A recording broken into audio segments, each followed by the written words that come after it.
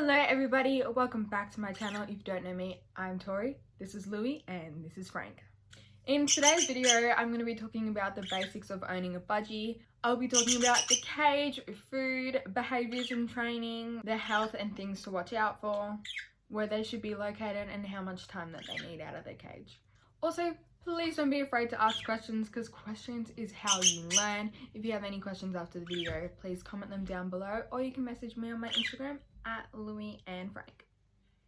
Another great way to learn and ask questions is to join a Facebook group because people are more than happy to answer them. I'll leave some of the names of my Facebook groups or the ones that I'm in down below. So you're getting a bird and you're going to need a cage. The cages I'm going to be talking about are only suitable for 1 to 2 birds and no more than that. This is because it's just my main experience with this and I wouldn't want to tell you the wrong thing. So a cage for your budgie is better to be longer than it is tall because budgies, they fly on a diagonal and they don't fly straight up.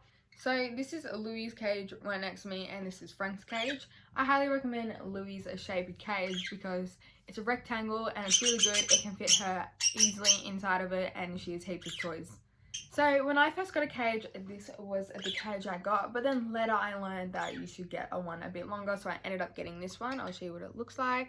So that is Louie's cage. I highly recommend this one for 1 to 2 budgies. I would never put any more than 2 birds in it because it's just too small. Also, Louie's size cage can fit heaps of toys in it, and most people do end up getting 2 budgies after a while, so you don't need to buy a new cage.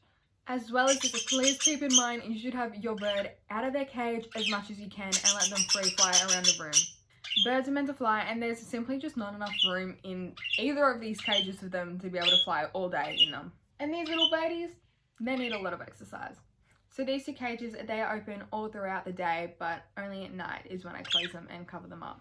So that's Frank's cage and that's Louie's cage. Frank's cage is okay for 1 bird, but I would never put 2 in there. So I also recommend getting any kind of bird playground or bird stand. This is just to encourage them out of their cage. You can get one like the one behind me. I made this one. It's just made up with a bunch of sticks. I will eventually make a video on how to make one of these because that is highly requested. And you can also get a bird play stand, which is this one. There we go. This one. It's just nice and simple. It came with other toys like a ladder, but I just put my own ones on. And the toys that were on that stand are the ones I made myself, and I even made a video on how to make them. So now that we are talking about toys already, let's get into what kind of toys will you need for your bird.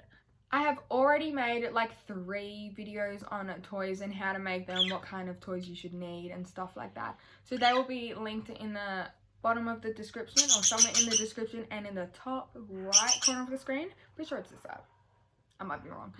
So just to quickly go over the basics of the toys, you're going to need a range of different kinds of toys ranging from ladders to bells to wooden toys, and make sure they are all different colours. And the quicker your bird breaks a toy, that means they like that toy and they've actually been playing with it. A way to encourage your bird to actually play with their toys is to like tap on any bells, just play with like any wood pieces and just pretend that you're playing with it and hopefully they'll copy you. And yes, I know some toys can be expensive, but it's super easy to make them at home anyways. So you've got your cage, you've got your toys. Now what food are your birds gonna need? Now most bird owners don't know this until they actually have the birds, including myself. You just can't feed them seeds. That is really unhealthy and they will get fat. Just feeding seeds will make them not only fat and unhealthy, it increases the chances for like a lot of different diseases and it'll just drastically cut their lifespan. Everyone has an opinion on what you should feed their birds, including vets. People will either tell you seeds or pellets or seeds and pellets, and you know what, it just confuses me at this point. So I feed my birds both seeds and pellets. Some people do only recommend to feed pellets to your birds along with like other fresh vegetables. Same goes with seeds, but I just feed both because why not? Now Louie tends to be a bit more of a picky eater when it comes to pellets, so I just end up grinding or like putting all the pellets into a blender so it gets into like a fine powder, and I sprinkle that all over their seeds so she has to kind of eat the pellets while she's eating her seeds. But you also cannot just feed your birds seeds and pellets, you also need to feed them fresh vegetables every day. So I've clipped up some spinach here, and there's some over here. They've absolutely eaten, well, they've absolutely destroyed this piece of spinach. Let's see if I can show you. Look what they did to it. They really felt like their spinach today. But I also clip up any other foods that I really can, like lettuce for example. And I also put like corn in a little bowl, or I put it in these like little green container things that you can kind of see here, I guess. Oh, and my birds love eating grass. It's probably their favorite food, not gonna lie. But if you are gonna feed your birds grass from outside, make sure you wash it extremely well because you don't want to give them any diseases from out there. I also get asked heaps how to actually get your birds to eat vegetables. If I eat a food in front of Louie, she will want to eat it as well. So that's a really good way to get them curious into eating different foods. Like, please don't go eat bird pellets or bird seeds, but I'm talking about like lettuce. Eat some lettuce in front of them and see if they get interested by it. Or just stick it in their cage for a couple of days and they might come to it themselves.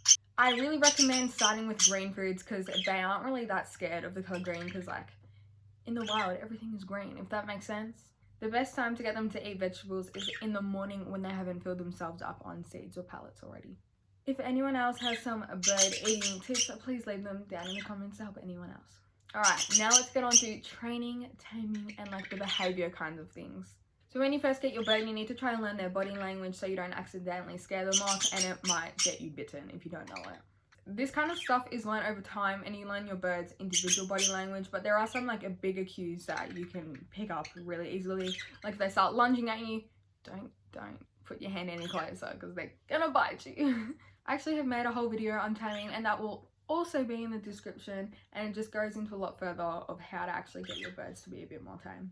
It's really hard to misread your bird's behavior, but some basic rules are: never grab your bird, especially if they are flying away. Like, never grab your bird if they are flying away. And if you're trying to get them to step up onto your hand and they're running away, don't chase them with your finger. That's just going to make them get scared of your finger. And if you do get bitten, don't pull away your hand really fast because it just teaches the bird, oh, they'll go away if I bite them. And that is what we don't want them to learn. So another really great thing to learn is when your bird is going to poop. Some birds will shake their bum, some birds will just fluff up all their feathers. But it's great to learn this because it's like a little sign, them telling like, I'm about to poop in 3, 2, 1, and you can quickly move them if you have to. So now let's talk a bit about health and where you should actually be keeping your bird. So because birds are animals of prey, in the wild they won't show when they're sick, so they don't show when they're sick in captivity. This comes really hard to find out if they are in pain or anything like this because they just won't show it. Because you gotta remember, like in the wild, if they're in pain, they will become a target for predators if they look like they're sick. Sadly, this means if your bird is sick, they really won't show it until it's their last moments, and by that time normally it's a bit too late. But there are some signs or little things that you need to look out for.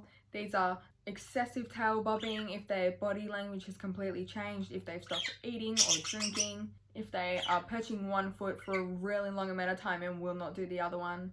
But please keep in mind, some birds like to just lift up one foot because it's comfortable, but that's not always a sign of sickness. If your bird is constantly fluffy, it could be a sign of sickness. If anything is like around their mouth or like eyes, it could be like a vomit if they vomited up earlier. And make sure there is nothing like coming from their ears.